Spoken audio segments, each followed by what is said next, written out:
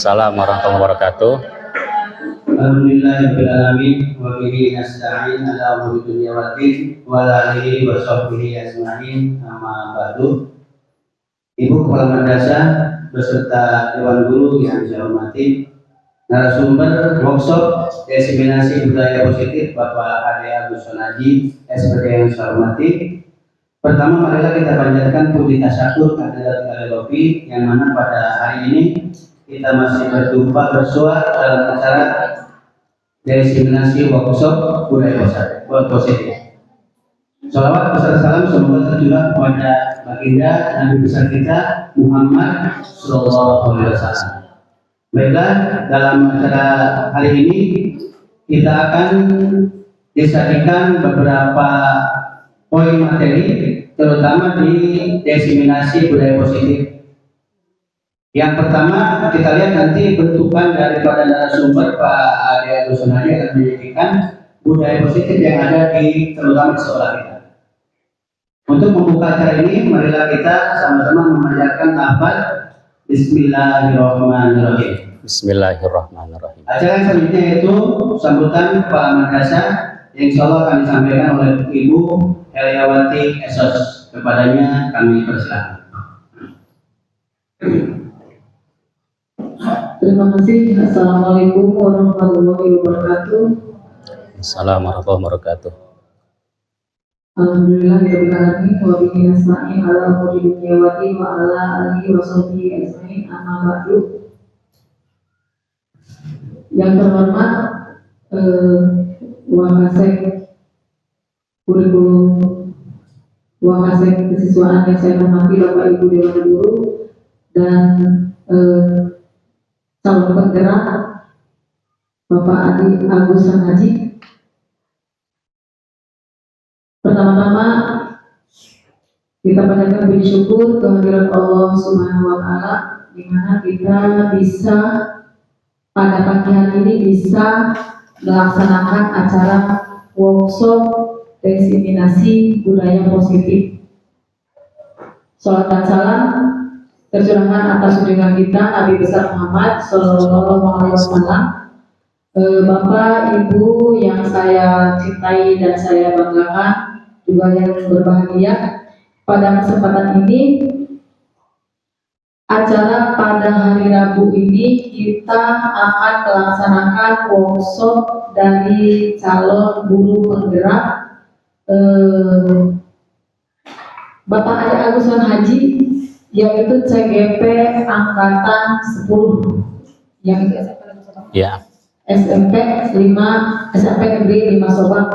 Alhamdulillah kita juga kebagian untuk pemaparan visi dari diseminasi budaya positif, di mana CGP ini kita harapkan membawa perubahan juga buat sekolah kita, gitu ya. Apa sih diseminasi budaya positif? Mungkin nanti akan dijelaskan oleh Pak Ade Agus Sonaji sebagai modul CGP di poin 1.4, yaitu modul terakhir, yaitu modul terakhir. Mudah-mudahan apa yang beliau sampaikan nanti bisa membawa perubahan juga ke sekolah kita, ya, bisa memberikan hal-hal yang positif, atau bisa kita juga bisa menerapkannya dan mengimplementasikannya di sekolah kita, gitu ya. Terima kasih kepada Pak Ade juga sudah memilih sekolah kita untuk menjadi peserta dari diseminasi budaya positif ini. Untuk selanjutnya, harapan kita ada guru penggerak ini dari sektor Sobang yang ada di sini itu, mudah-mudahan juga kita bisa tahu, ya, apa sih yang akan disampaikan oleh Pak Ade sebagai guru calon penggerak, karena ini mungkin yang pertama kali ya di sekolah kita ada CGP, gitu ya, calon guru penggerak. Mudah-mudahan nanti dalam menyampaikannya juga lancar dan lolos untuk menjadi GPU atau guru penggerak mudah-mudahan nanti bisa mengimplementasikannya di sini. Itu yang kita harapkan ya. Mungkin itu saja yang bisa saya paparkan. Selanjutnya kita serahkan kepada materi karena sudah siang ya, jam 8 waktunya, kita sekarang ada jam 9. Sekian, Assalamualaikum warahmatullahi wabarakatuh. Waalaikumsalam warahmatullahi wabarakatuh.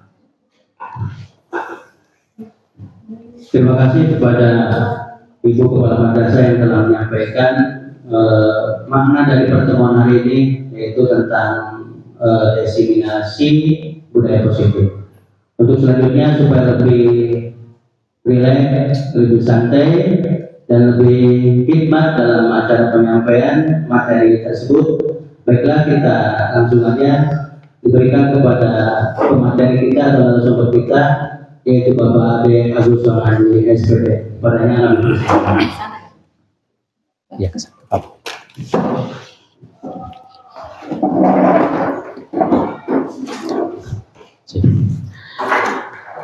Assalamualaikum warahmatullahi wabarakatuh. Alhamdulillah wa syukru ala ni'amillah wa la hawla wa la quwata illa billah, amma ba'du.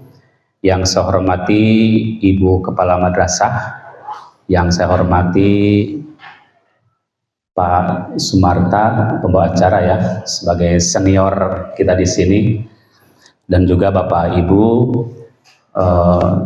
guru MTSMA Ciparasi. Alhamdulillah pada hari ini kita bisa berkumpul di sini. Saya mengucapkan banyak terima kasih ya Kepala Ibu Kepala Madrasah yang sudah memberikan izin ya kepada saya. Di sini saya sebagai calon guru penggerak angkatan 10 di Kabupaten Lebak, yang mana ini modul terakhir, modul 1, yaitu modul 1.4. Ini merupakan aksi nyata yang harus saya laksanakan, yaitu workshop ataupun diseminasi budaya positif ini. Mudah-mudahan dengan adanya workshop ini, karena ketika saya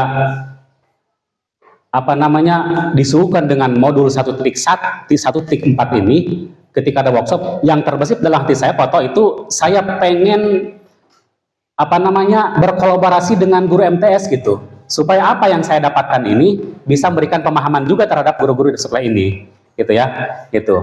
Karena saya juga di sini adalah sebagai guru MTS juga. Saya seperti ini berkat dari doa guru-guru saya di sini dan guru-guru rekan kerja di sini juga, gitu ya. Baik. Nah, ini untuk judul pada hari ini, yaitu diseminasi budaya positif. Kita lanjut di sini adalah menyebarkan pemahaman dan penerapan pengalaman budaya positif. Jadi apa saja budaya positif ini yang sudah dilakukan oleh kita, atau apakah kita sudah melaksanakannya di sekolah, gitu ya Bapak Ibu. Nah, terlebih dulu kita ada kesepakatan kelas dulu. Waktu pelaksanaan 1 jam, ya, ataupun ada lebihnya, saya mohon izin gitu ya, Ibu Kepala Madrasah dan Bapak Ibu Guru, melakukan refleksi dan evaluasi akhir workshop. Yang ketiga, diberikan kesempatan untuk bertanya dan menanggapi. Apakah sepakat kita untuk kesempatan ini semuanya? Sepakat? Sepakat ya, oke, terima kasih. Baik, ketika ini adalah pertanyaan pemantik, apa yang terbesit di pikiran Bapak Ibu terkait dengan budaya positif? Ketika ngomong budaya positif, yang dalam hati kita itu apa saja budaya positif di sekolah kita? Ada yang mau menanggapi? Dipersilahkan.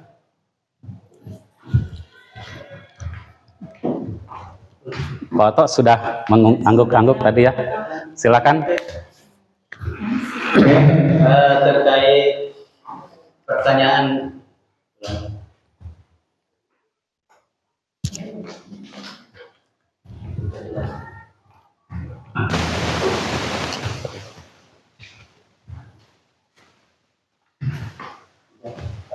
Bisa ada ya?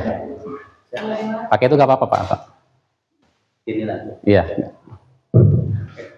Cek. Oke. Cek. Langsung aja. Ya, langsung aja. Terkait materi awal yang disampaikan oleh narasumber tadi terkait diseminasi budaya, saya akan menanggapi sesuai dengan pertanyaan tadi ya. Apa yang terbersit di pikiran di Bapak Ibu terkait dengan budaya positif? Saya ngambil satu sampel aja. Ketika kita ngambil kata budaya, ya, hasil cipta karya manusia berbentuk positif gitu ya. Sedangkan kalau diseminasi itu artinya penyebaran ide terkait dengan budaya yang ada di sekolah kita. Sebenarnya kita itu udah tidak asing lagi dengan kata budaya positif dalam arti bentuknya. Tapi kalau budaya positifnya mungkin hari ini kita baru dengar budaya positif itu apa? Terkait pertanyaan tadi di sekolah kita itu udah nggak asing dengan budaya positif kalau relevan dengan pertanyaan itu. Maka yang terbersih bagi saya budaya positif itu berarti budaya yang tercermin di sekolah kita tentang budaya positif seperti apa. Nanti kan lebih jelaskan, lebih rinci lagi jenis apa saja budaya positif itu. Nah, kita tinggal merelevansikan kegiatan yang misalkan di muhadharahnya, di apanya itu mungkin lebih luas nanti oleh pemateri. Tapi yang terbesit di pikiran kita, apakah sekolah kita sudah nyampe ke budaya positif yang sesuai dengan materi atau tidak? Itu mungkin. Ya, tepuk tangan untuk Pak Oto. Ya, baik. Terima kasih ya, Pak Oto sudah sedikit memaparkan tentang gambaran dari budaya positif ini. Baik, kita lanjut. Apakah penting budaya positif ini diterapkan di sekolah? Ada yang mau menanggapi juga, silakan. Silakan Bu Kamat. Ini Lanjut aja Kak Bapak, itu aja. menanggapi ya, Iya. budaya positif itu sangatlah penting diterapkan di sekolah ya, baik itu dari anak-anak, terus gurunya juga gitu ya, karena hal-hal yang positif itu akan membawa kita ke arah yang lebih baik. Betul. Mungkin itu saja. Ya, terima kasih. Tepuk tangan juga. Ya, tepuk tangan untuk. Kita lanjut.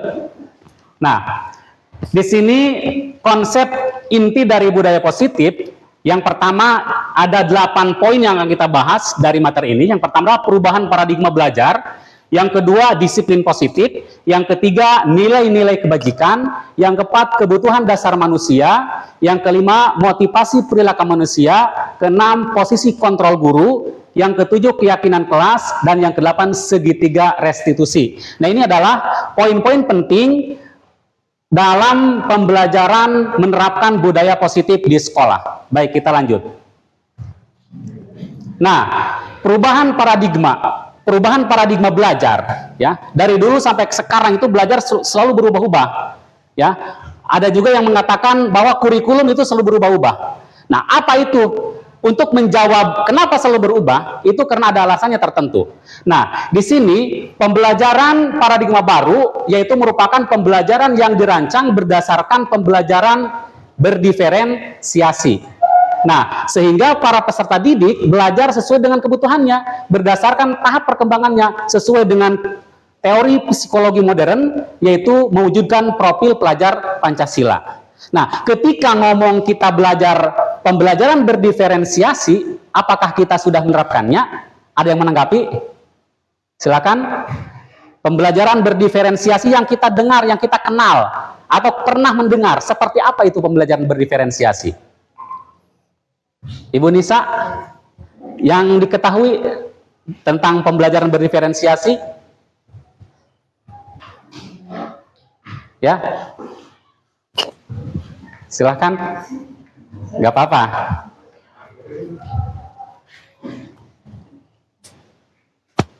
Ya, sesuai dengan yang Ibu Nisa ketahui, apakah sudah menerapkannya atau seperti apa? Atau mendengar gitu ya? Kalau untuk saya sendiri ya, Ya. jadi pembelajaran berdiferensiasi ini kayaknya masih baru dengar sekarang Oh iya, ya. iya. Dari kayak pelajaran Pancasila kayak gitu ya. Betul. Ya baru dengar, makanya ketika ada yang nanya di sekolah ini sudah beberapa pembelajaran seperti ini, saya bilang belum, karena kan kita belum ada pelatihan kayak gitu ya. Betul, betul. Iya. Terima kasih Bu Nisa. Ada yang lain yang mau menanggapi tentang pembelajaran berdiferensiasi? Mungkin ya. Iya, silahkan. Oke. Terima kasih. Oke, benar. Harus supaya jelas. Pembelajaran diferensiasi itu artinya inovasi-inovasi baru mungkin ya, atau Betul. ide-ide baru yang diterapkan oleh guru untuk bisa menarik atau apa namanya, membuat antusias siswa gitu ya. Jadi inovasi-inovasi baru ini harus diterapkan kepada siswa supaya siswa itu tidak jenuh dan tidak bosan. Betul. Itu mungkin salah satunya pembelajaran diferensiasi. Jadi itu timbul dari diri kita sendiri. Betul, tepuk tangan. Ya, ada gambaran ya. Ada yang menanggapi juga Pak Oto? Tambahan aja kali ya. Iya, nggak apa-apa. Jadi yang disebut pembelajaran diferensiasi itu yang saya tahu sedikit gitu ya. Jadi pendekatan pembelajaran yang memungkinkan guru untuk memenuhi kebutuhan individu siswa. Itu diantaranya, hanya nambahan aja. Siap, terima kasih. Oke, terima kasih ya. Jadi pembelajaran diferensiasi betul yang diungkapkan oleh Ibu Heli dan Pak Oto itu sangat luar biasa sekali. Karena pada saat ini pembelajaran diferensiasi sebenarnya sudah diterapkan Pak Oto dari dulu. Hanya saja tidak disebutkan, tidak diperincikan dalam RPP gitu ya. Karena harus kan termuat dalam RPP sebenarnya. Karena apa? Artinya adalah pembelajaran berdiferensiasi ini adalah pembelajaran yang berfokus pada murid. Kalau dulu kita namanya Pak Oto teacher center gitu ya. Segala sesuatu oleh guru. 75% guru itu mencocoki siswa untuk belajar. Sekarang dibalik menjadi student center. Bahwa murid adalah salah satu center kita dalam melakukan pembelajaran. Jadi sesuai kebutuhannya pembelajaran diferensiasi ini. Misalkan si A itu dia ketika misalkan pembelajaran apa namanya kalau IPA ya, kalau IPA misalnya ini Bu An, ada yang namanya kita tentang mengukur. Nah, untuk mengukur ini mungkin anak dalam mengukur itu kemampuannya ada yang mau melakukan mengukur atau ada juga siswa yang mau membuat alat ukur. Nah, itu diberi kebebasan oleh kita. Siswa itu mau seperti apa dalam pembelajaran itunya, ya pembelajarannya. Apakah dia mau mengukur atau membuat alat ukur? Nah, itu diberi kebebasan. Gitu ya, gitu. Artinya adalah bahwa pembelajaran diferensiasi ini adalah pembelajaran yang berfokus pada murid sesuai dengan kebutuhan masing-masing. Kita hanya mengerahkan saja, memolesnya saja apa yang dimau oleh siswa seperti itu. Di kurikulum 13 juga udah ya diterapkan itu. Betul. Kalau puisi kan mungkin dia dalam segi menciptakan tidak bisa, tapi dia baca, udah baca saja. Tapi ini mana anak ini dia itu mencipta puisi, udah mencipta saja. Seperti itu kita arahkannya. Ya, dalam berkemampuan sesuai dengan kebutuhan murid. Nah, berdasarkan profil pelajar Pancasila, yang pertama bertakwa, beriman dan bertakwa kepada Tuhan Yang Maha Esa, yang kedua berkebinekaan global, yang ketiga mandiri, bergotong royong, bernalar kritis dan kreatif. Ini adalah profil pelajar Pancasila. Ini, jadi harus sesuai dengan ini, ya, untuk pembelajaran sekarang itu. Baik, kita lanjut. Oke, kita akan melakukan kegiatan cobalah buka, ya, cobalah buka dari kegiatan ini, yaitu sesungguhnya siapa sih yang memegang kendali atau kontrol untuk membuka atau menutup kepalan tangan kita? Siap ya? Nanti saya akan bagikan, menyiapkan juga ini permen Belmi ya. Ya, saya sengaja ini untuk dibagikan sekarang karena untuk kuis gitu ya. Nah, ini saya bagikan dulu permennya di sini. Ya. 2 orang 1. Bu Elmi dengan siapa di sini? Harusnya nih. Pak ini Pak. Bapak di sini. Ya. Pak Haji Ubay dengan Pak Oto. Bu Heli bertiga. Coba Pak. Ya, karya. Nanti Bapak Ibu nanti berebut permen. Ya, siapa cepat siapa dapat. Ya. Siapa yang mendapatkan permen itu, yang tidak mendapatkan permen maka rayu orang yang mendapatkan permen tadi. Merayu dengan cara apapun, yang penting rayu. Dan yang memegang permen itu, anggaplah permen itu adalah barang yang sangat berharga dalam dalam kehidupan kita. Gitu ya, paham ya? Jadi barang yang sangat berharga dalam kehidupan kita.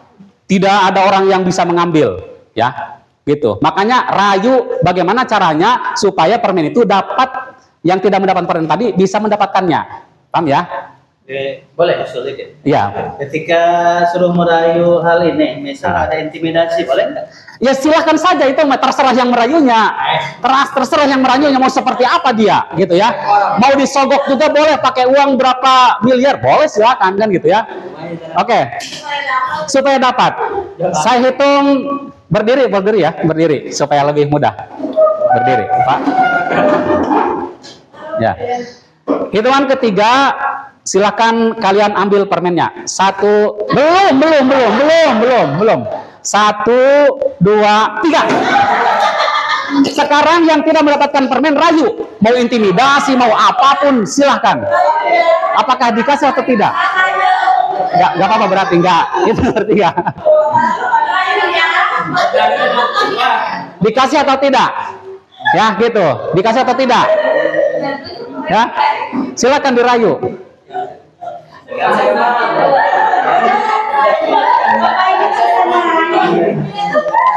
Rayu terus sampai permen itu diberikan.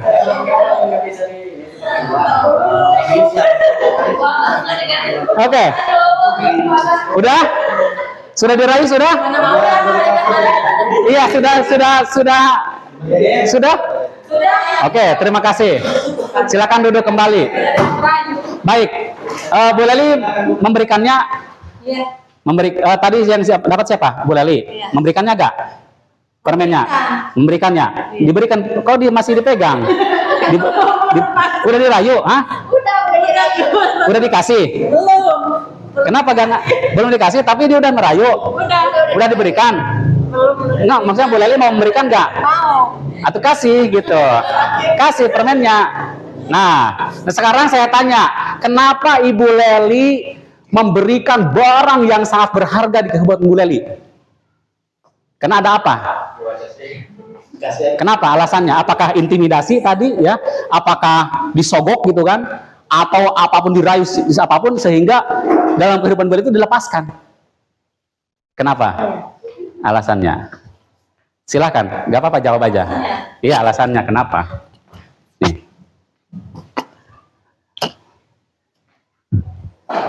Kan mungkin dari lekar kasihan atau apapun misalnya seperti itu, misalnya. Gitu, ya. Di sini karena alasannya bukan karena kasihan, kita untuk menunjukkan solidaritas atau kebersamaan, gitu. Ya. Sehingga diberikan itu. Ya, sehingga diberikan. Siapa lagi yang memberikan? Murinya memberikan nggak? Iya, dikasih. Kasih. Kenapa alasannya? Alasannya karena saya pikir ini kan barang ya hanya Yang sangat berharga itu dalam ya, kehidupan. berharga, cuman menurut saya untuk rekan kerja yang saya merasa ini adalah keluarga di sekolah, jadi menurut saya ya nggak apa kita berbagi, asal jangan satu orang satu, jadi berbagi itu bareng-bareng gitu, jadi gitu. nggak satu orang nggak menguasai, enggak. Jadi terpengaruh ya. Iya. Jadi berarti Ibu Nisa terpengaruh oleh Bu An ya. Terpengaruh berarti. Iya, dengan jadi. Jadi. Oke, terima kasih. Sekarang Bu Elmi memberikan atau enggak? Tidak merayu. Hah? Kenapa tidak dirayu? Karena nggak bisa merayu. Begitu. Iya.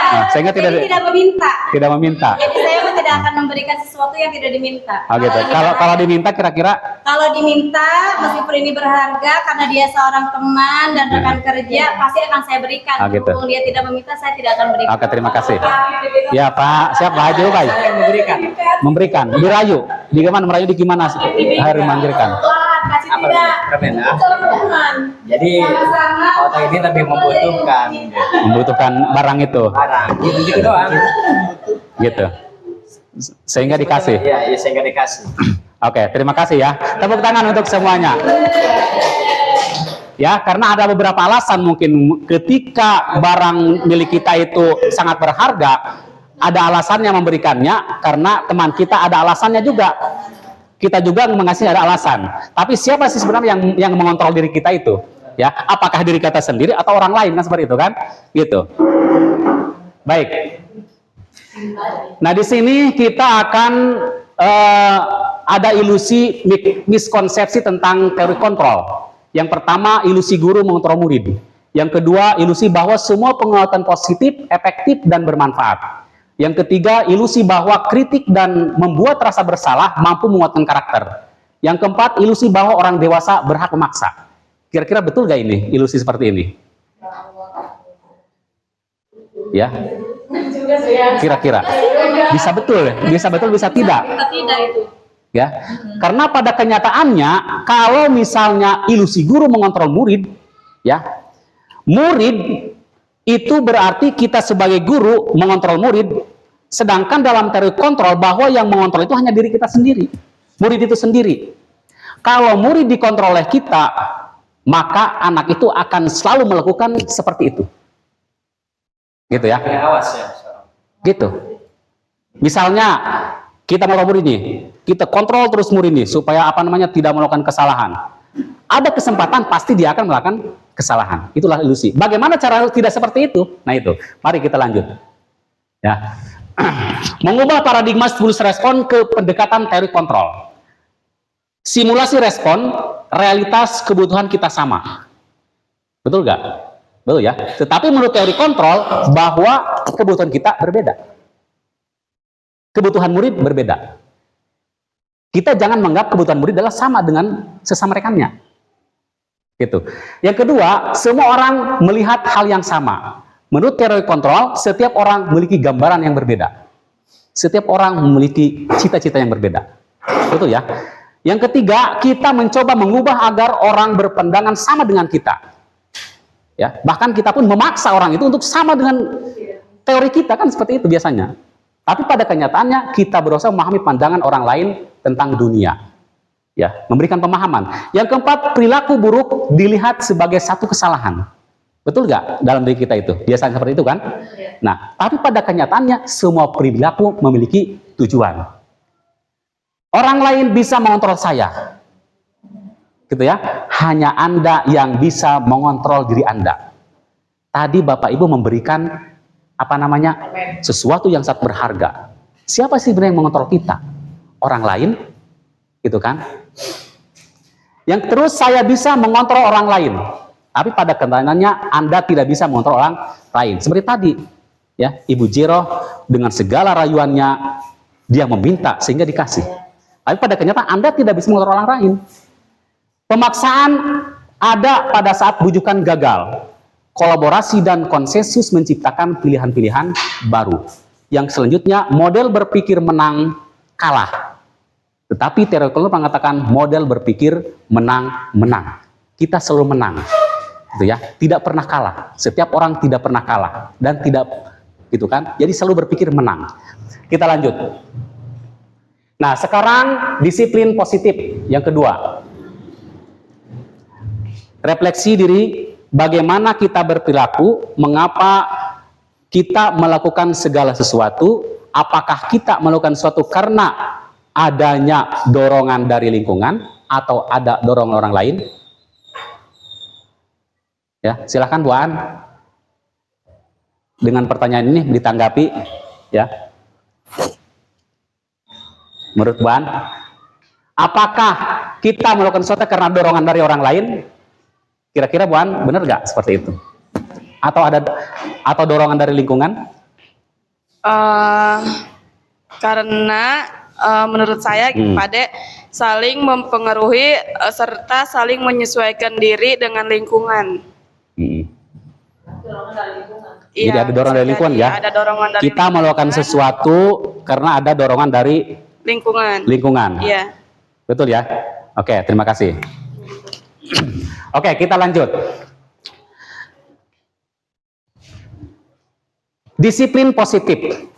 Apa sih disiplin positif itu? Disiplin berasal dari kata disiplina yang artinya belajar. Ya. Kan kalau biasanya kita ngomong-ngomong disiplin itu pasti pikir itu taat, patuh, betul nggak? Betul itu, ya. Ternyata yang namanya disiplin itu belajar. Ya. Mengacu pada disiplin diri yang memiliki tanggung jawab terhadap apa yang dilakukan berdasarkan nilai-nilai yang diyakini. Ya. Disiplin positif salah satu cara yang bertujuan untuk menumbuhkan kesadaran serta memberdayakan peserta didik tanpa imbalan, tanpa penghargaan, tanpa ancaman ataupun hukuman. Gitu.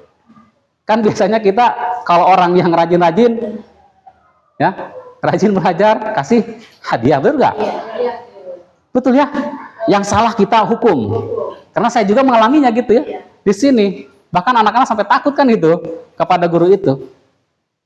Yang ketiga, sebagai pendidik tujuan kita adalah menciptakan murid yang mempunyai disiplin diri sehingga mereka berperilaku sesuai dengan nilai-nilai kebajikan universal yang didasari oleh motivasi intrinsik.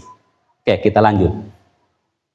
Nah, ini nilai-nilai kebajikan universal yang tersirat dalam nilai-nilai tersebut bersifat universal yang disepakati bersama, yaitu lepas dari bahasa, suku, bangsa, dan agama maupun latar belakang. Yang pertama profil pelajar Pancasila. Kan diterapkan kan ini, ya. Yang kedua, primary YOTS atau program PYP, toleransi, rasa hormat, integritas, mandiri, menghargai, antusias, empati, keingintahuan, kreativitas, kerjasama, percaya diri, dan komitmen. Yang ketiga, keterampilan hidup, dapat dipercaya, lurus hati, pendengar yang aktif, tidak merendahkan orang lain, memberikan yang terbaik dari diri. Kita lanjut. Nah, setuju tidak? Hukuman dapat mendisiplinkan anak.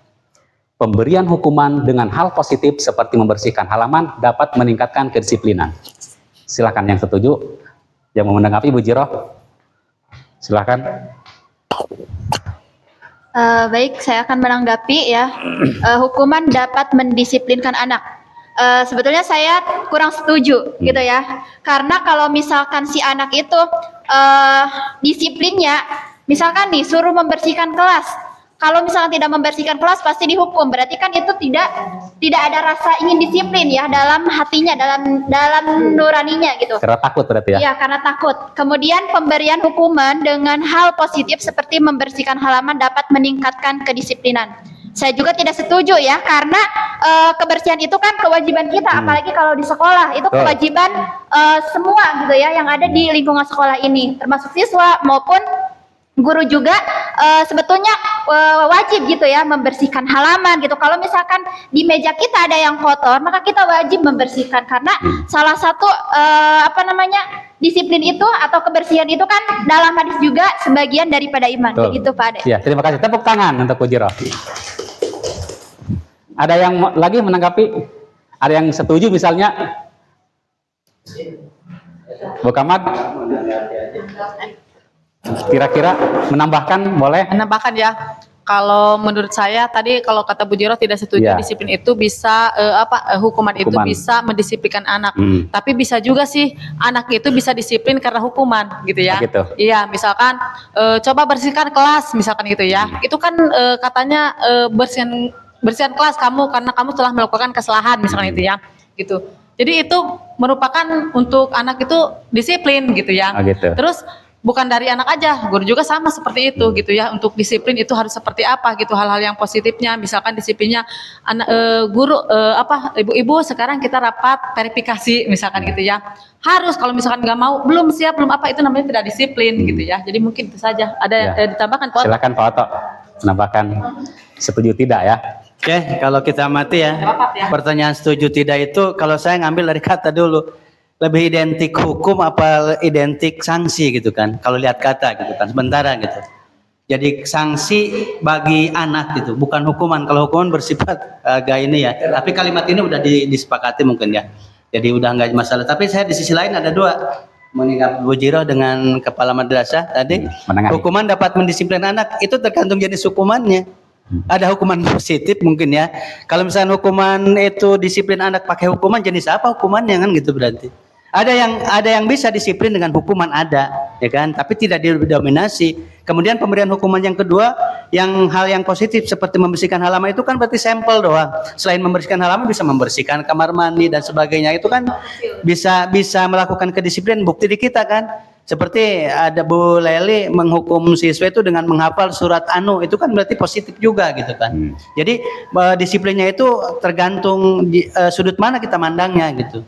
Bisa dengan hukuman yang nomor mendisiplinkan anak dan hukuman, atau dengan hal yang positif, dua-duanya bisa ya. Artinya tidak dibatas harus gini, nggak bisa, jadi ada koridor yang lain gitu. Ya, terima kasih Pak. Tepuk tangan. Baik, terima kasih ya pandangannya terkait dengan yang namanya disiplin ya. Sebenarnya disiplin itu harus tergerak dalam diri hati murid, dalam diri kita. tanpa ada hukuman, tanpa ada paksaan, itu membuat sesuatu sebagai keyakinan kita, gitu ya, disiplin itu. Jadi tergeraknya dalam hati, bukan karena yang namanya aturan, bukan karena apa namanya itu, karena takut ini itu, tapi harus tergerak dalam diri hati kita. Itu sebenarnya disiplin itu. Baik, kita lanjut ya. Nah, kebutuhan dasar manusia. Kebutuhan dasar manusia adalah segala sesuatu yang kita lakukan untuk mendapatkan apa yang kita inginkan. Seluruh tindakan yang kita lakukan memiliki tujuan tertentu, dan semua usaha terbaik yang kita lakukan adalah dalam rangka agar kebutuhan dasar kita terpenuhi dengan baik. Nah, di sini pertanyaan pemantik. Ibu Ambar, guru wali kelas 2A di SD Pelita Hati, sedang bingung menghadapi ulah salah satu murid di kelasnya. Kelasnya Doni gitu ya. Beberapa anak di kelas 2A telah datang padanya dan mengeluhkan Doni yang seringkali minta bekal makanan siang mereka dengan paksa. Jika Anda menghadapi situasi seperti ini, Ibu Ambar, ya, apa yang Anda lakukan? Menurut Anda kira-kira apa alasan Doni melakukan hal itu? Ya, jadi anak itu sedang memaksa di kelas, meminta makanannya. Silakan Ibu Elmi mau menanggapi kira-kira.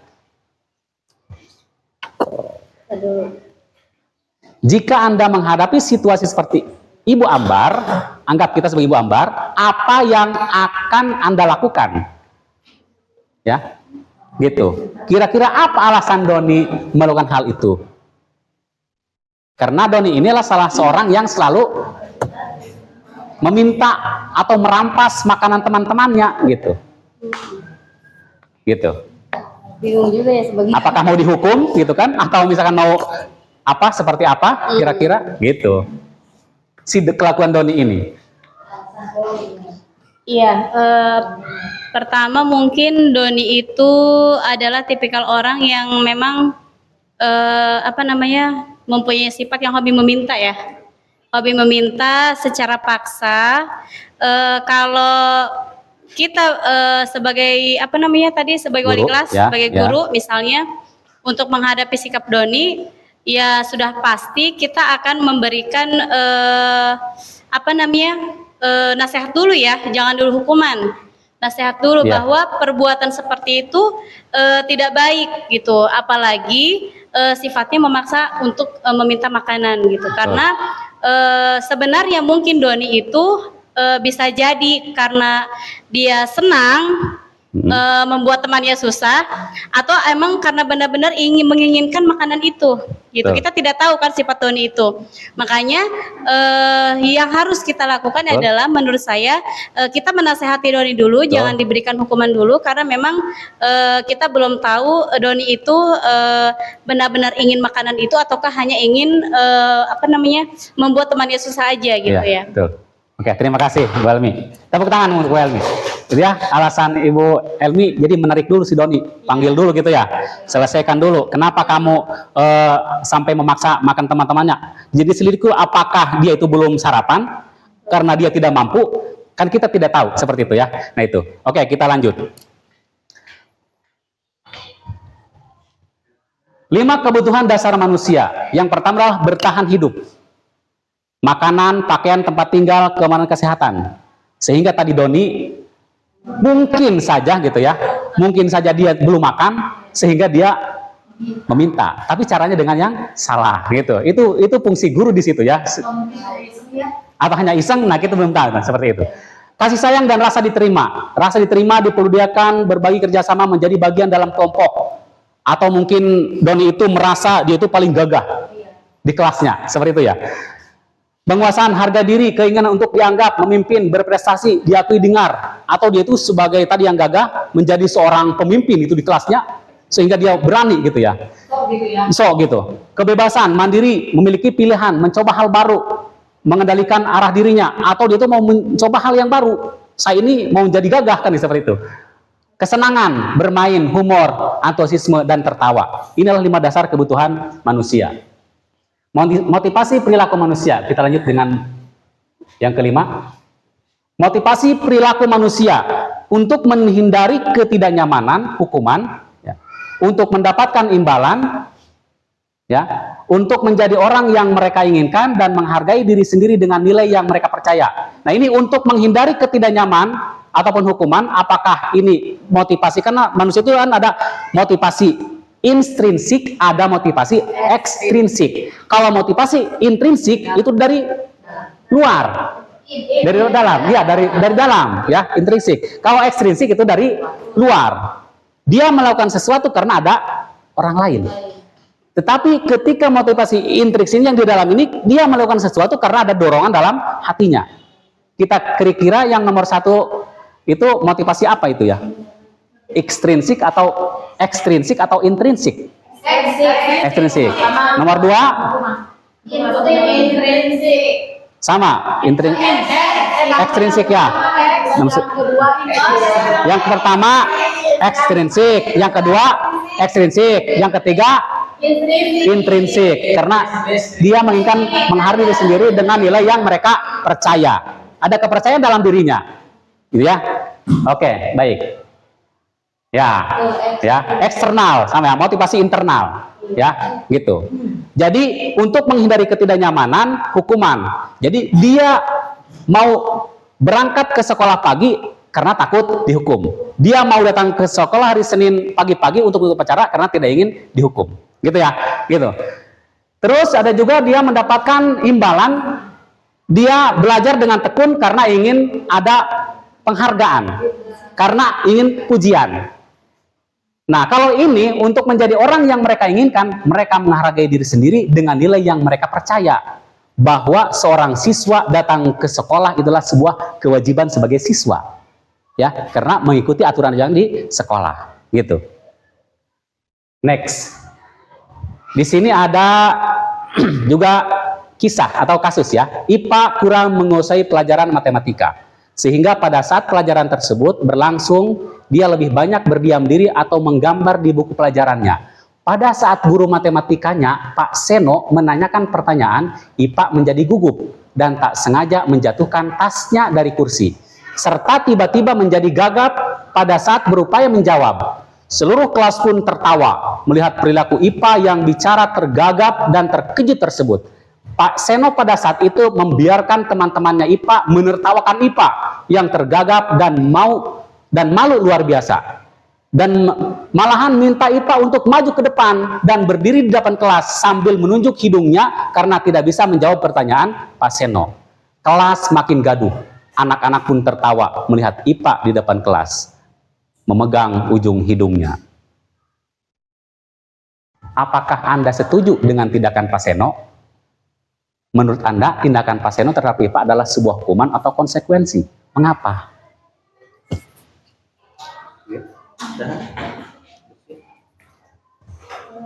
Pak Haji? Kita jawab, Mas Pak Haji. Ya. Apakah setuju? Pertanyaannya, apa setuju? Mungkin perlu dicerna semua ya. Ini masalahnya tindakan. Ada berbentuk hukuman, ada berbentuk konsekuensi. Ya.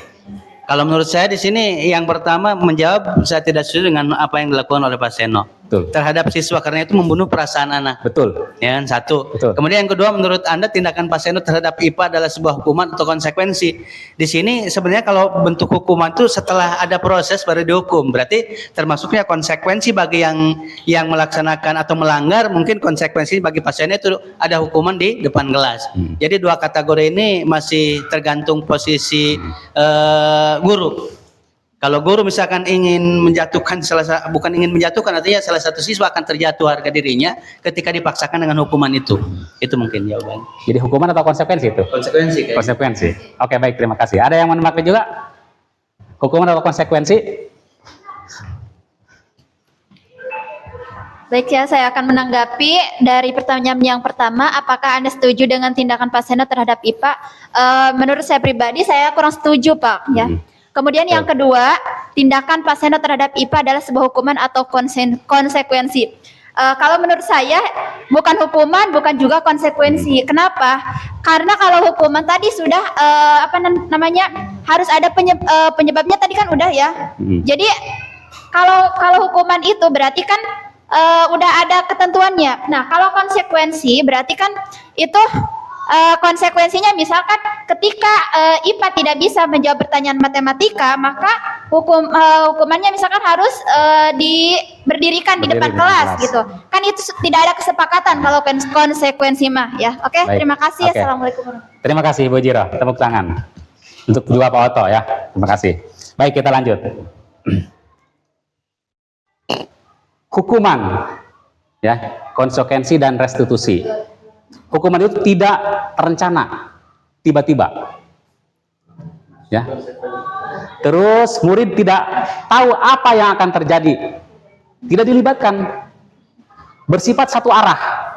Berupa hukuman fisik atau psikis. Itu hukuman. Ya. Tadi Pak Seno tiba-tiba atau apa kira-kira dia menyuruh ke depan? Kayak ya, kadang-kadang tiba-tiba ya seperti itu ya dalam dirinya. Sekarang konsekuensi terencana. Ada kesepakatan. Ya, sesuai peraturan. Murid tetap dibuat tidak nyaman. Gitu. Sikap guru selalu memonitor murid. Nah, itu juga masuk ke situ, ya. Restitusi, proses menciptakan kondisi bagi murid untuk memperbaiki kesalahan. Proses kolaboratif yang mengajarkan murid untuk mencari solusi. Ya, itu. Oke, kita lanjut. Ini ya, ini hukuman, konsekuensi dan restitusi. Nah, tindakan guru. Ini kan biasanya ini saya juga pernah ini. Pak Toh dulu ya, seperti ini. Mencatat 100 kali dalam buku kalimat, saya tidak akan terlambat lagi karena terlambat ke sekolah. Gitu. Ya, ini hukuman atau konsekuensi kan seperti itu. Hukuman, baik. Lari mengelilingi lapangan basket 2 kali karena terlambat hadir ke sekolah. Konsekuensi hukuman ini. Ya. Lapangan basket 2 kali karena terlambat hadir di sekolah. Hukuman. Murid diminta untuk push up 15 kali karena tidak menggunakan masker ke sekolah. Konsekuensi. Menggantikan kertas tugas teman yang telah dicoret-coret. Konsekuensi.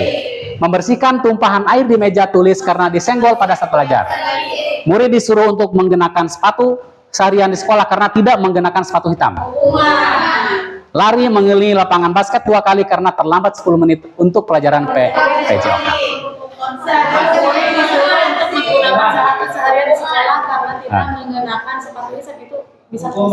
Konsekuensi.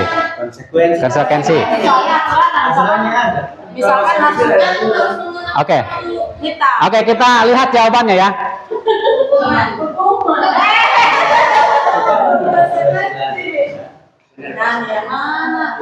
Yang pertama mencatat itu hukuman. Yang kedua lari mengelilingi juga hukuman. Yang ketiga murid diminta untuk push up hukuman. Menggantikan kertas konsekuensi. Kenapa? Karena ada kesepakatan. Setiap ada yang mencoret-coret kertas temannya, ganti, gitu ya. Terus membersihkan tumpahan air di meja karena tersenggol, konsekuensi.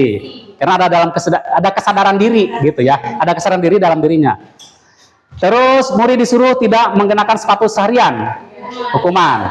Lari mengelilingi lapangan basket 2 kali karena terlambat 10 menit untuk pelajaran PJOK, konsekuensi. Nah, ini ada dua apa nih? Ini ada pertanyaan yang sama nih, kira-kira.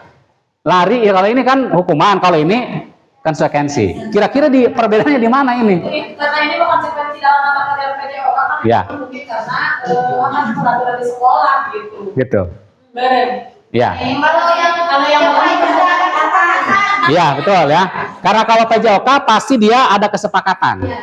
Ya, gitu, kesepakatan dalam pelajarannya. Kalau ini kan keseluruhan, semua gitu ya. Gitu. Oke, baik. Terima kasih. Next ya. Posisi kontrol guru yang ke-6. Nah, ini kontrol guru.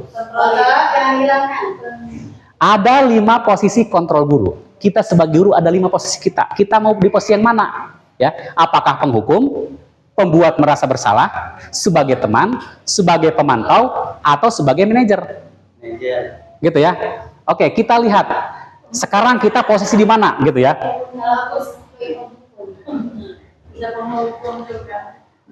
Nah, kira-kira posisi kontrol apakah aku? Saya kecewa sekali dengan kamu, padahal sudah berjanji tidak akan terlambat lagi. Apakah sebagai teman? Ataukah sebagai, lihat lagi ya, ulang ini. Penghukum, Pembuat merasa bersalah, teman, pemantau, atau manajer? Saya kecewa sekali dengan kamu, padahal sudah berjanji tidak akan terlambat lagi. Oke, kita lihat jawabannya.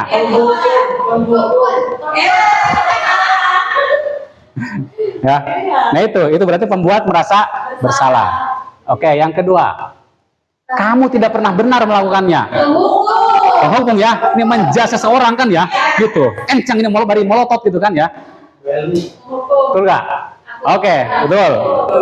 Yang ketiga, apa rencanamu untuk menyelesaikan ini? Manajer. Jadi ada seperti solusi gitu ya. Coba kita lihat. Ya, betul ya. Oke, nomor 4. Ayolah, lakukan demi ibu ya. Teman. Ya. Betul? Betul. Ya. Oke, nomor 5. Apakah kamu sudah mengerti konsekuensi yang harus dilakukan bila terlambat? Sebagai? Ya. Oke, tepuk tangan untuk Bapak Ibu guru semuanya. Gitu ya. Baik. Sekarang ke pembentukan keyakinan kelas. Keyakinan kelas. Mengapa keyakinan kelas? Mengapa bukan peraturan saja? Gitu Pak Toya. Gitu. Kira-kira Pak Toya gimana? Maksudnya Mengapa harus keyakinan? Mengapa harus keyakinan, tidak peraturan saja? Kan biasanya ini kan peraturan kelas nih, Pak Toya. Gitu ya, seperti Maksudnya itu. menyangkutnya ke diri sendiri atau ke diri siswa. Dan makanya keyakinan kelas itu diambil berarti dari kesepakatan kelasnya, bukan aturannya. Jadi Betul. kesepakatan per orangnya di Betul. kelas. Gitu. Ya. Sip, mantap. Mengapa kita memiliki peraturan tentang penggunaan helm pada saat mengendarai kendaraan roda 2 atau motor? Kira-kira apa jawabannya? Iya, untuk apa kira-kira nih kita pakai helm itu? Apakah takut ditilang kan seperti itu kan? Keselamatan. Mengapa kita memiliki peraturan tentang penggunaan masker dan mencuci tangan setiap hari? Untuk kesehatan. Nah, pembentukan keyakinan kelas bersifat abstrak, berupa pertanyaan universal dibuat dalam pernyataan positif, sedikit saja agar mudah diingat, sesuai dengan kondisi kelas dan sekolah, sehingga mudah diterapkan semua warga sekolah atau semua kelas dilibatkan saat membuat keyakinan kelas. Jadi, kalau membuat untuk pembentukan keyakinan kelas itu kita harus libatkan semua siswa. Nah, di sini kan biasanya kita menggunakannya kalimat-kalimat negatif ya. Dilarang. Betul nggak? Jangan. Ternyata bukan seperti itu, ya. Misalnya kita dilarang membuang sampah sembarangan. Ganti dengan kalimat ajakan. Ganti. Buanglah sampah pada tempatnya. Ayo. Gimana kira-kira untuk supaya keyakinan kelas? Buanglah sampah pada tempatnya. Bisa gitu, kemudian kan ada kalimat larangan yang dipakai biasa jangan dengan Kan buanglah mah itu dilarang ya. larangan. Kita positifkan kalimat yang mungkin. Jadi kalau misalnya ayo kita bersihkan lingkungan, jadi ada kalimat yang lembut yang bisa dimanfaatkan oleh keseluruhan siswa. Diminati, kemudian keseluruhan siswa bisa melakukannya dengan positif. Misalkan gini ya, jangan membuang sampah sembarangan. Kalimat positifnya, buanglah sampah pada tempatnya. Gitu kan. Dengan Gitu. tempatnya. Ya. Dengan tepat Jadi supaya ada keyakinan, ya, gitu. Dilarang gaduh di kelas, kan seperti itu ya. Maka berubahlah menjadi salinglah hormat menghormati, ya. Jangan membuang sampah sembarangan. Jadikanlah kelas kita bersih. Atau kita suka kelas yang bersih.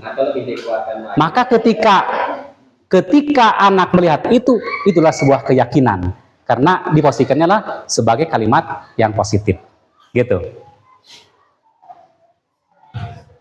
Nah, yang ke-8, segitiga restitusi.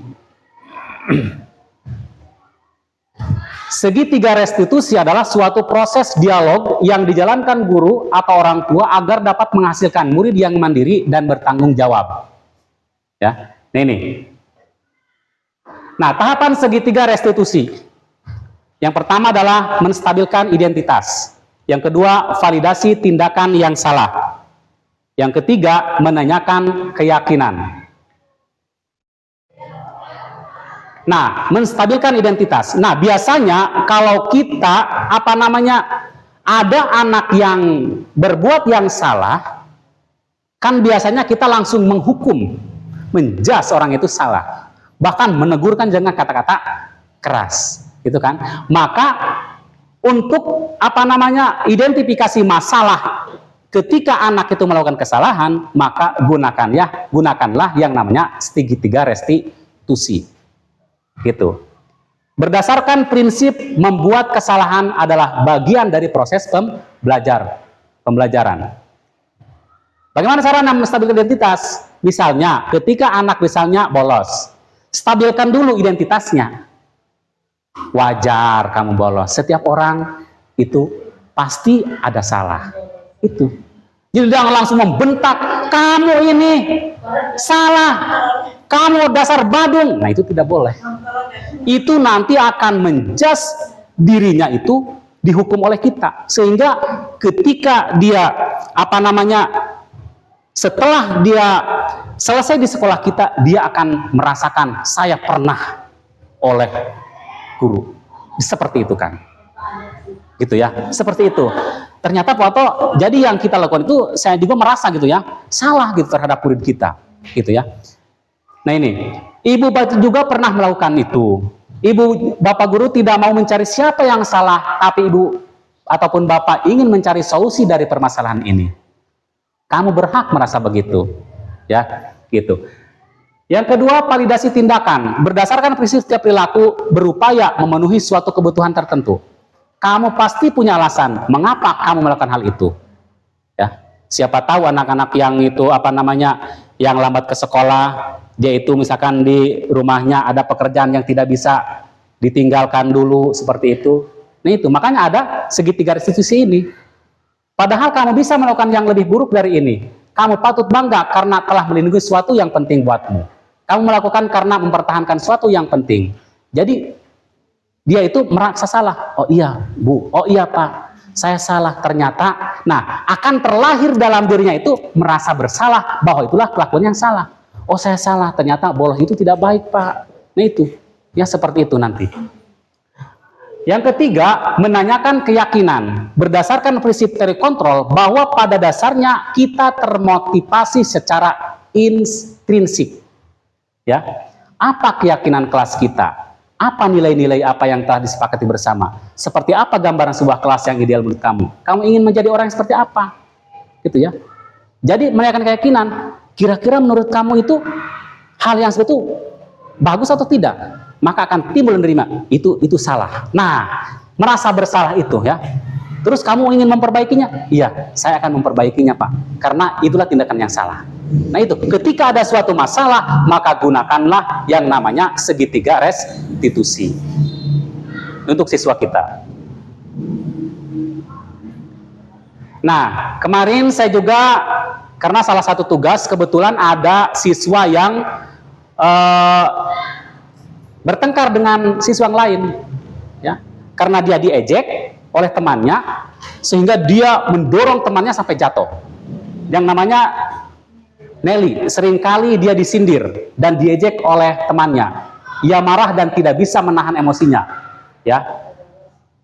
Berikut adalah skenario penyelesaiannya menggunakan segitiga restitusi. Nah, ini hanya gambar saja, ya. Hanya pemanis saja di sini, ya. Tapi saya juga sudah menanyakannya, karena ini juga salah satu tugas dari saya untuk menanyakannya, maka sampai hari ini dia menjadi orang yang lebih baik lagi dan mengerti apa yang dia lakukan itu adalah salah. Ya. Baik Bapak Ibu semuanya, kesimpulan dari penerapan budaya positif ini, dalam penerapan program disiplin positif, hendaknya guru memiliki standar kepribadian profesional dan sosial yang baik, di mana guru mampu merefleksikan dirinya dalam posisi kontrol saat ini. bagaimana perjalanan dirinya sebagai among atau sebagai manajer yang lebih tinggi tadi, ya. Sebagai manajer tadi adalah yang dari segitiga restitusi, itulah sebagai manajer yang menuntun murid-muridnya menjadi insan yang mandiri, merdeka, dan bertanggung jawab. Baik, kita sekarang di akhir ini akan membahas masalah apa kita kira-kira yang sudah diselesaikan oleh kita, ya, atau masalah yang belum terjawab di sekolah kita seperti apa, terutama adalah ketika menghadapi siswa yang bermasalah. Ya, silakan sebagai wali kelas bercerita, atau Bu Elmi sebagai guru BK.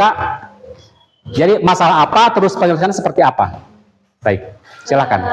Kalau berbicara sebagai guru BK ya, sudah jelas kita menghadapi bukan satu kelas ya, betul, tapi menghadapi seluruh siswa yang ada di satu kelas ini. Dan masalahnya itu sangat bervariasi, sangat variatif sekali masalahnya. Mulai dari yang ditimbulkan oleh oleh kenakalan remaja, betul, kemudian ditimbulkan oleh memang pribadi dari anak yang broken home, kemudian ditimbulkan lagi dari anak yang memang kalau menurut saya ya anaknya yang mempunyai karakter yang memang sangat keras sehingga menimbulkan kegaduhan di sekolah. betul. Gitu. Jadi apa tadi pertanyaannya? Sudah ditangani atau belum? Nah, untuk penanganan itu sudah pasti dengan cara yang berbeda. Tapi satu yang memang saya pernah lakukan atau yang saya sering lakukan adalah pertama dengan berbicara dengan orang yang dengan orang tersebut secara face to face. Itu paling pokok ya, karena memang kita tidak bisa menasehati anak di depan siswa yang lain gitu, karena itu tidak diperbolehkan gitu. Karena sifatnya menasehati itu pasti harus face to face gitu. Jadi antar empat mata saja.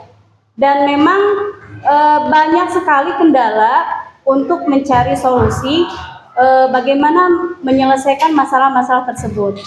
Kemarin baru muncul masalah seperti yang ditimbulkan oleh siswa yang bernama Robi Jitni, gitu ya. Itu kan kalau menurut saya karakter Robi Jitni itu adalah pertama, dia itu adalah salah satu anak yang broken home. Jadi kurang perhatian dari orang tua karena dia dirawat oleh kakek dan neneknya, gitu. Sehingga karakternya memang karakter yang kepribadiannya itu terbentuk oleh lingkungan, tidak dibantu oleh orang tua karakternya. Jadi dibentuk oleh lingkungan sendiri, melihat pergaulan temannya, gitu kan, di lingkungan temannya, di lingkungan rumah ataupun di lingkungan sekolah. Karena memang orang tua tidak mendidik dia secara apa namanya kalau bahasa terus menerus, secara benar-benar ya, secara sungguh-sungguh, sehingga orang ini itu kurang kontrol dari orang tuanya. Sedangkan untuk melihat pendidikan dari nenek dan kakeknya, karena mereka adalah seorang petani yang sibuk di sawah gitu ya, berangkat pagi pulang maghrib, sehingga tidak tahu perkembangan cucunya di sekolah ataupun di lingkungan rumah gitu.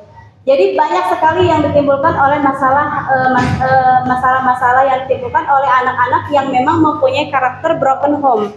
Itu salah satunya gitu. Jadi kalau saya sebagai guru BK yang mungkin sering saya lakukan hanya itu tadi, berbicara secara face to face, kemudian memberikan peringatan, kemudian kalau saya sudah tidak bisa menangani, naik ke bagian kesiswaan. Kalau misalnya ke bagian kesiswaan sudah tidak bisa ditangani, naik ke kepala madrasah gitu.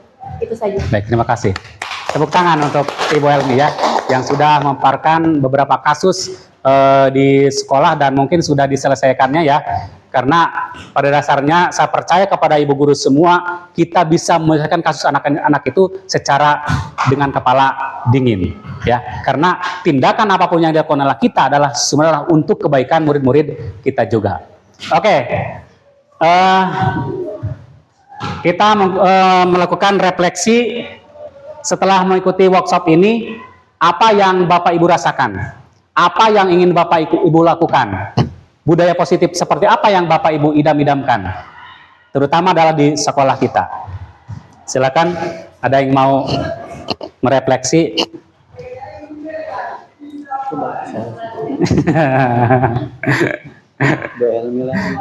Udah. Silakan Pak Oto.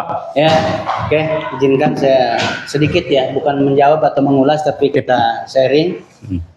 Jadi yang kami rasakan otomatis di sini ada hal baru yang telah dirasakan di sekolah, ternyata hanya mereknya aja mungkin yang beda. Seperti tadi pembelajaran berdiferensiasi, ternyata kita sudah melakukan, tapi mereknya mungkin ya hari ini baru secara luas terasa gitu kan. Kemudian yang kami inginkan dari setelah workshop ini adalah tindak lanjutnya, otomatis bukan sebagai materinya saya, tapi praktek di kelas atau menghadapi siswanya gitu kan. Kemudian budaya positif yang dibilang itu otomatis budaya yang mampu dicerna oleh anak, dilakukan oleh anak, bentuk hukuman atau sanksinya.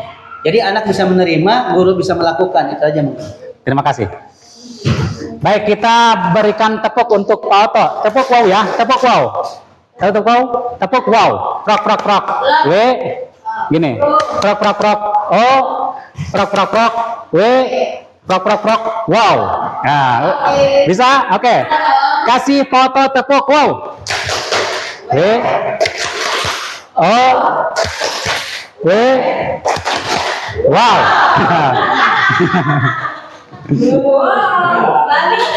Terima kasih, salam dan bahagia untuk workshop hari ini.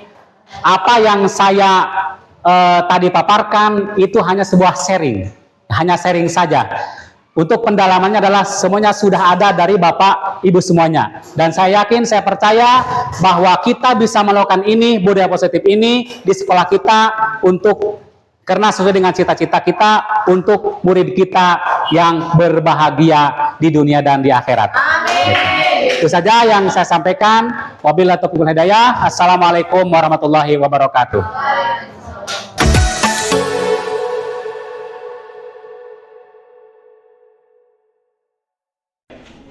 Assalamualaikum warahmatullahi wabarakatuh. Waalaikumsalam warahmatullahi wabarakatuh. Selamat pagi. Pagi, luar biasa, Allahu Akbar. Apakah semuanya sehat-sehat? Alhamdulillah, luar biasa, Allahu Akbar. Baik anak-anakku, pada hari ini ya mohon untuk kesepakatan ya, kita membuat kesepakatan atau keyakinan. Kalau dulu kan biasanya kita membuat peraturan ya, sudah peraturan kelas gitu ya. Nah sekarang kita ganti menjadi kesepakatan kelas atau keyakinan kelas ya, gitu. Nah sekarang kita akan membuat keyakinan kelas. Apa sih keyakinan kelas? Ada yang tahu nggak? Kira-kira untuk kamu? Ayo. Atau kesepakatan kelas apa itu? Ya, jawab silakan. Ya, ada? Tahu? Belum? Belum tahu? Ya. Belum? Oke, baik. Kesepakatan kelas itu atau keyakinan kelas itu adalah kesepakatan yang kita buat secara bersama-sama apa yang kira-kira kita lakukan di kelas. Baik, keyakinan kelas itu adalah salah satu kesepakatan kita atau peraturan yang akan kita sepakati di dalam kelas ini. Apa saja yang akan kita sepakati supaya belajar kita kondusif di kelas ini. Paham? Siap. Oke, baik. Silakan sekarang tuangkan ide-ide kalian ya. Bapak buatkan di sini, Bapak tulis kesepakatan kelas. Kesepakatan atau keyakinan kelas ya. Sini 1, 2, 3, 4, 5, 6, 7. Boleh. Kalau banyak pun juga boleh gitu ya. Kelas 8A. Kira-kira siapa yang mau ke depan? Maju. Silakan. Ya.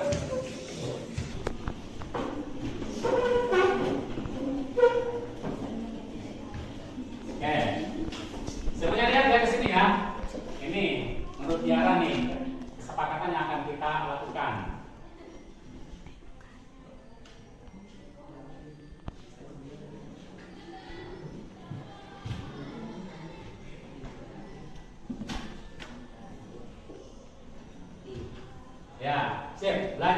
positif. Ya, karena pada dasarnya keyakinan kelas itu harus bersifat positif. Kata-kata juga jangan banyak-banyak, harus mudah dipahami dan mudah diingat. Gitu ya, mudah diingat. Silakan yang selanjutnya. Maju, ayo. Apa lagi? Ya, silakan.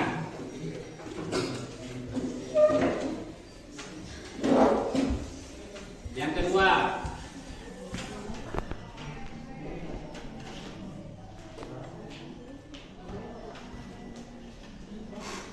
saling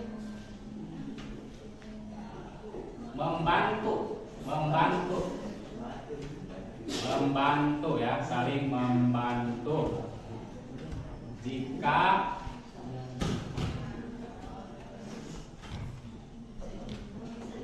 teman yang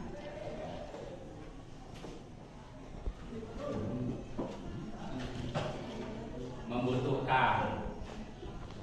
Ya, tepuk tangan. Nah, terima kasih. Oke, selanjutnya silakan maju, oke, silakan maju. Dari Siti Nurjazia.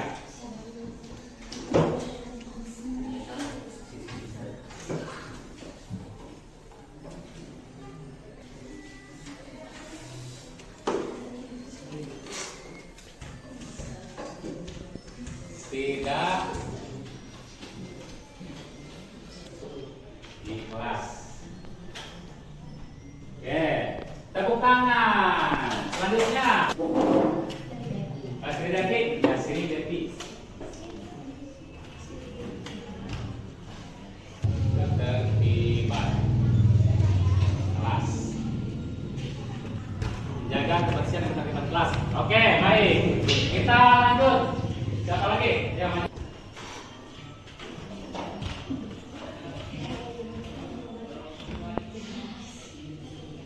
Menjaga. Oke, terima kasih. Terus siapa lagi? Ayo maju. Laki-laki belum nih yang maju nih.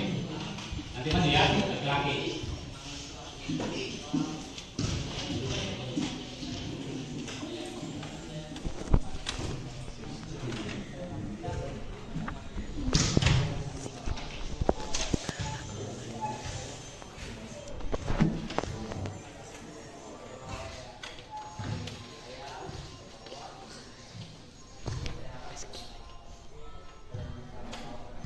Berdoa sebelum belajar dan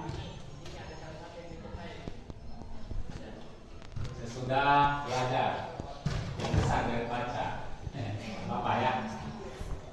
Oke, ya siapa lagi? Ya silakan. Kau jangan.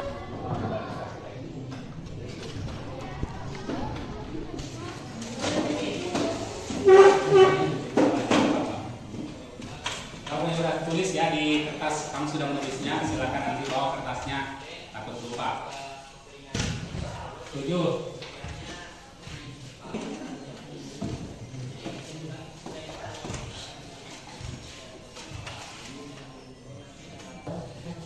Dan menghormati.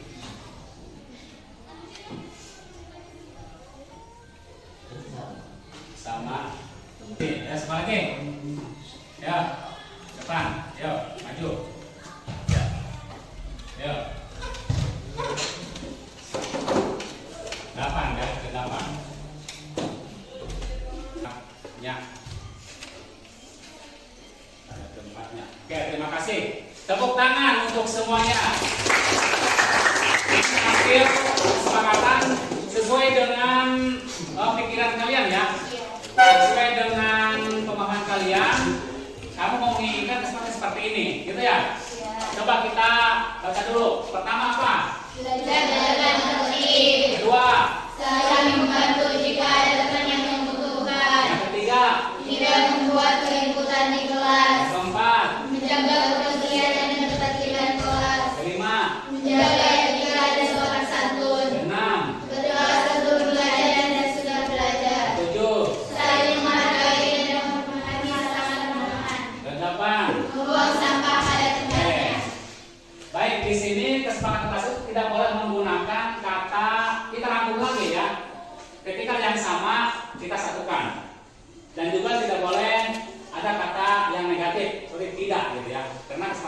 harus bernuansa positif. Begini juga ya. Ya, tidak membuat keributan. Nah, maksudnya kemana? Nah itu di sini kita cari yang sama. Nah ini saling menghormati dan menghargai sesama teman. Nah ini saling membantu belajar dengan tertib, betul ya, oke. Saling membantu jika ada teman yang membutuhkan. Gimana? Sepakat ini? Sepakat gak? Satu sepakat ya, yang satu? Sepakat. Yang kedua? Saling membantu jika teman yang membutuhkan. Sepakat? Sepakat. Nah, ketiga ya. 4. Menjaga kebersihan dan ketertiban kelas. Sepakat ya? Menjaga etika dan sopan santun. Sepakat. 6. Berdoa sebelum belajar dan sudah belajar. Sepakat? Sepakat. 7. Saling menghargai dan menghormati semua teman. Sepakat? Sepakat. 8. Membuang sampah pada tempatnya. Sepakat? Sepakat. Oke, baik. Ya. Nah, ini kita simpulkan. Nah, ini kesepakatan kita untuk keyakinan kelas kita. Nanti kita harus mengacu ataupun harus ingat kepada keyakinan yang sudah kita buat. Ya. Nah, ini belajar dengan tertib.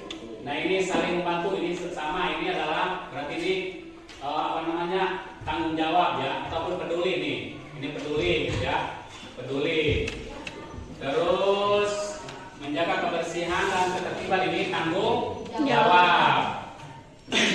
Tanggung jawab. Terus menjaga etika dan sopan santun, ini saling menghargai sama kesini ya, ataupun saling menghormati. Saling menghormati.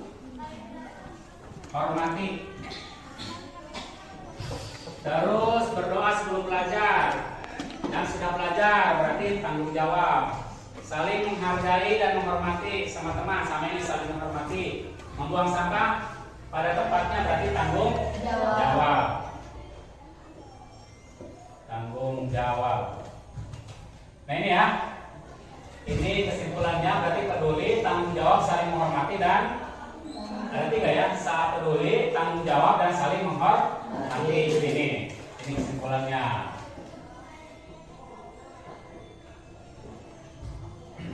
Baik, anak-anak, kita tuliskan di sini keyakinan kelas kita ya.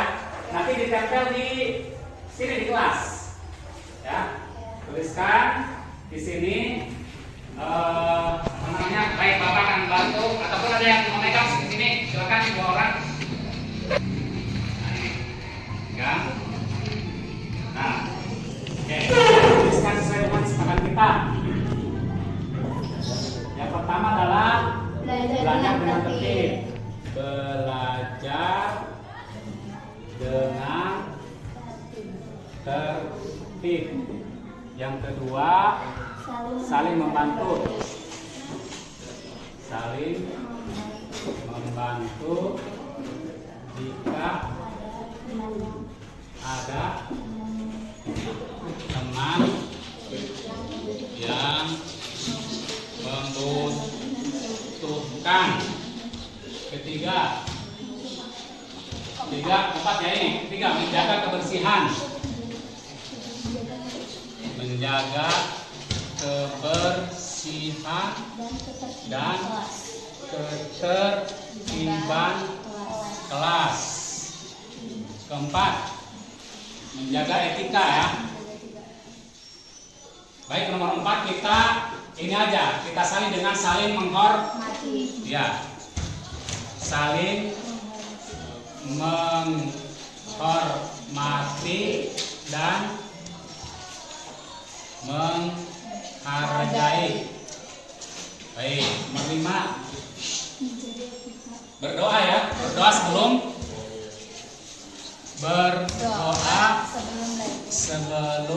dan sesudah belajar. Nomor 6,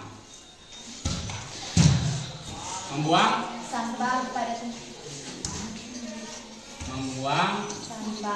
sampah pada tempatnya. Ya. Baik, itulah ini keyakinan kelas kita ya. Setuju? Setuju. Oke, kita persetujui. Silakan perwakilan atau semuanya menandatangani persetujuan ini.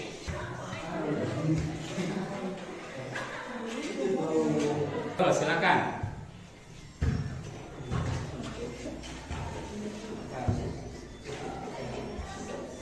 Lanjut.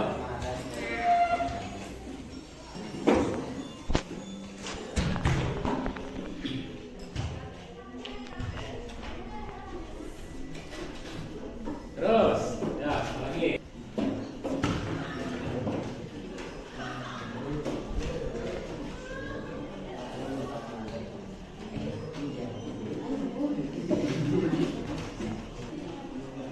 Oke lah.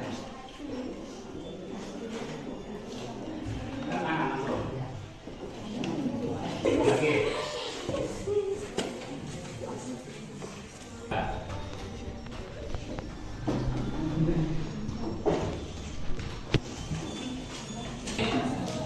Perempuan tuh lagi, ya, tuh lagi.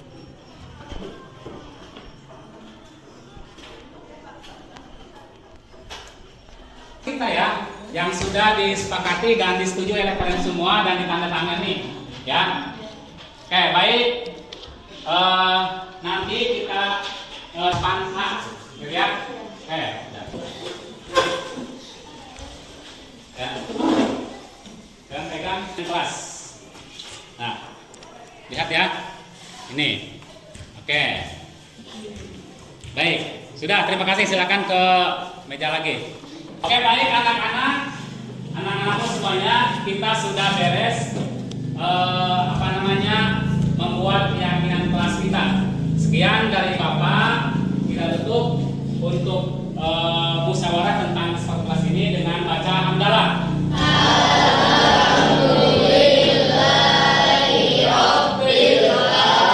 Sekian, assalamualaikum warahmatullahi wabarakatuh.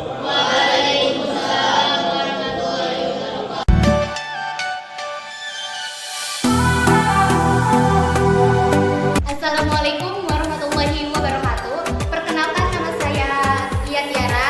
Saya ucapkan terima kasih kepada Bapak Ade yang telah memandu kesepakatan dan keyakinan kelas kami. Alhamdulillah kelas kami menyepakati kesetujuan itu dan kelas kami pun menjadi amanah dan peduli terhadap kesepakatan yang ada di kelas. Terima kasih. Assalamualaikum warahmatullahi wabarakatuh. Assalamualaikum warahmatullahi wabarakatuh. Perkenalkan, nama saya Pira Amalia. Terima kasih kepada Bapak Ade yang telah membantu keyakinan kelas, ya, sehingga kelas kami bisa menjadi lebih saling menghargai dan